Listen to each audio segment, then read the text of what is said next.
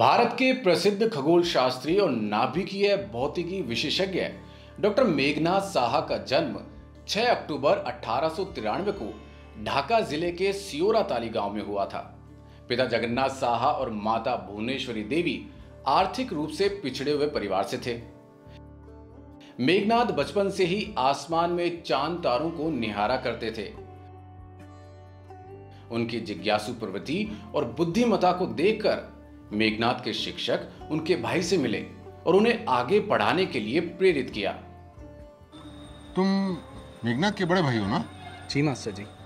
हाँ, मैं जानता हूँ तुम्हारे परिवार के लिए कितना मुश्किल है बच्चों की पढ़ाई करवाना, मगर मेघनाथ हीरा है, हीरा। मैं चाहूँगा कि तुम उसको ज़रूर पढ़ाओ। जी मास्टर जी, हमारे परिवार की स्थिति तो आप जानते ही हैं। मेघनाथ को पढ़ाना तो हम भी चाहते हैं, मगर समझ में नहीं आता कि व्यवस्था कैसे करें। तुम डॉक्टर अनंत दास से बात करके देखो, बहुत ही नेक दिल इंसान है, शायद कोई रास्ता निकल आए। अगर ऐसी बात है तो मैं उनसे जरूर ही बात करूंगा। कोशिश करो। डॉक्टर अनंत कुमार दास ने मेघनाथ को आगे पढ़ने के लिए मदद की। 8वीं कक्षा में मेघनाथ ने पूरे ढाका जिले में सर्वोच्च स्थान प्राप्त किया और छात्रवृत्ति भी प्राप्त की। उन्हीं दिनों ब्रिटिश सरकार की बंग भंग नीति के विरोध में प्रदर्शन भी शुरू हो गए थे।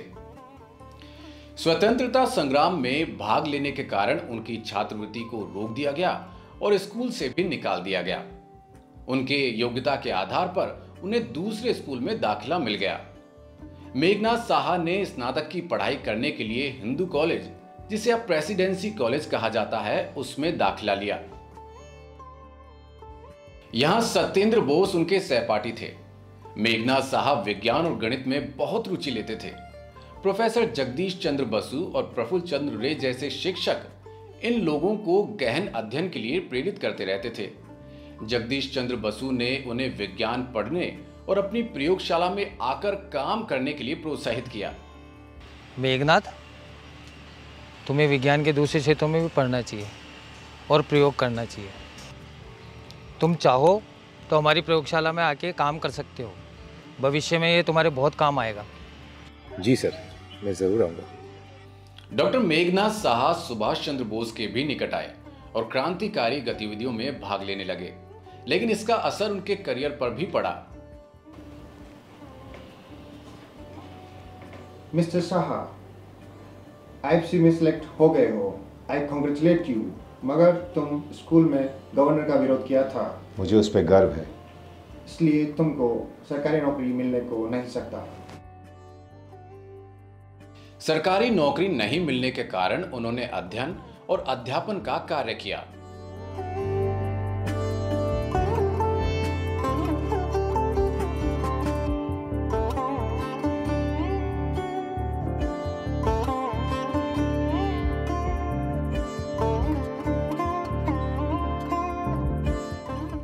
क्या बात है, बहुत दिनों से तुम कुछ परेशान नज़र आ रहे हो।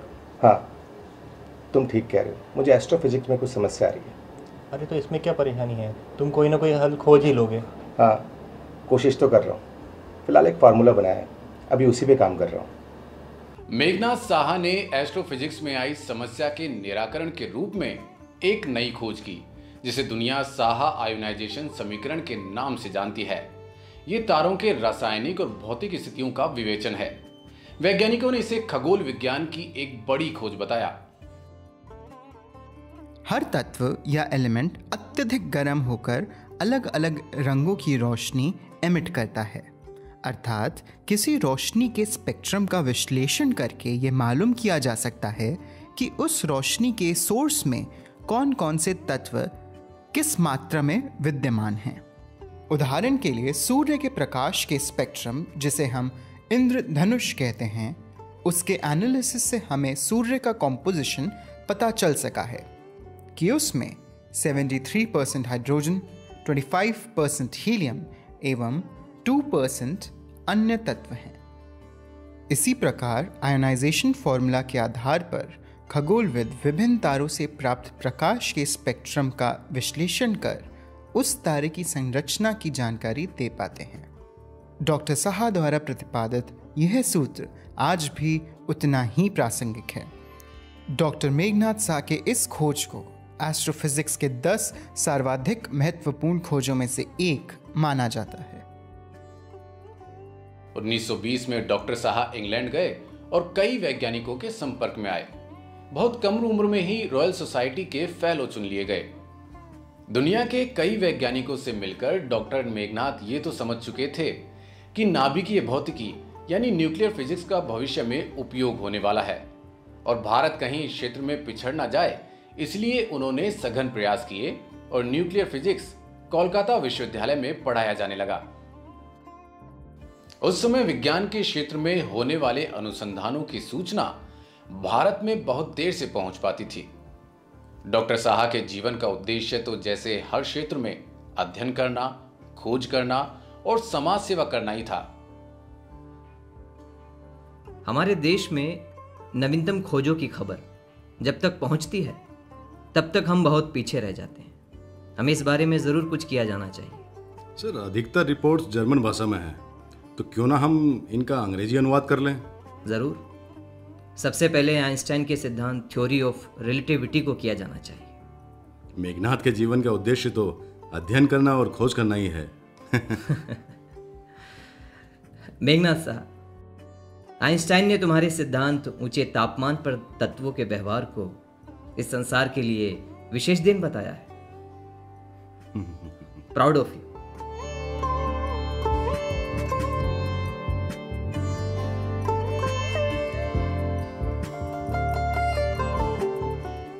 डॉक्टर मेघनाथ साहा ने भौतिकी के अलावा प्राचीन भारतीय इतिहास, जीव विज्ञान, पुरातत्व विज्ञान का भी गहन अध्ययन किया। डॉक्टर मेघनाथ साहा ने भारत का पहला साइक्लोट्रॉन नामक उपकरण भी बनाया।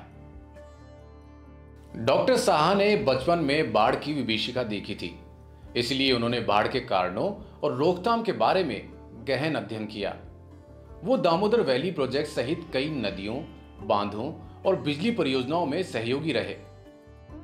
डॉक्टर साहा ने कई संस्थानों की स्थापना में महत्वपूर्ण भूमिका निभाई, जैसे Saha institute of nuclear physics, national academy of science India, Indian physical society. Doctor Saha Indian science news association से भी जुड़े रहे। विज्ञान को आम लोगों तक पहुंचाने के उद्देश्य से विज्ञान और संस्कृति विषय पर उन्होंने एक मासिक पत्रिका भी निकाली। देश में विज्ञान की पुस्तकों की कमी को उन्होंने गहराई से महसूस किया था। उन्होंने स्वयं भी कई पुस्तकें लिखी। डॉक्टर मेघनाथ साहा वैज्ञानिक होने के साथ साथ समाजसेवी, व्यवहारिक और लोकप्रिय शख्सियत थे। सन 1952 में कोलकाता से भारी बहुमत से विजयी होकर प्रथम लोकसभा के सांसद बने और राष्ट्रीय योजना आयोग में अपना सक्रिय योगदान दिया। प्रधानमंत्री नेहरू ने 1952 में उन्हें इंडियन नेशनल कैलेंडर कमेटी का अध्यक्ष नियुक्त किया। डॉक्टर साहा के नेतृत्व में भारत की राष्ट्रीय सौर दिन दर्शिका बनाई गई, जो कि प्रचलित ग्रेगोरियन कैलेंडर की तुलना में अधिक वैज्ञानिक है। 14 फरवरी 1956 को योजना आयोग की एक बैठक में भाग लेने के लिए जाते समय हृदयाघात की वजह से डॉक्टर साहा का देहांत हो गया। कठिन परिश्रमी, लगनशील और कर्मठ व्यक्तित्व के धनी डॉक्टर मेघनाथ साहा प्रखर राष्ट्रवादी थे। डॉक्टर मेघनाथ साहा का संपूर्ण जीवन विभिन्न अभावों और उपेक्षा से ग्रसित रहा, मगर उन्होंने अपने लक्ष्य प्राप्ति के प्रयासों पर इसका नकारात्मक प्रभाव नहीं पड़ने दिया। तमसो मां ज्योतिर्गमय उनका मूल मंत्र था।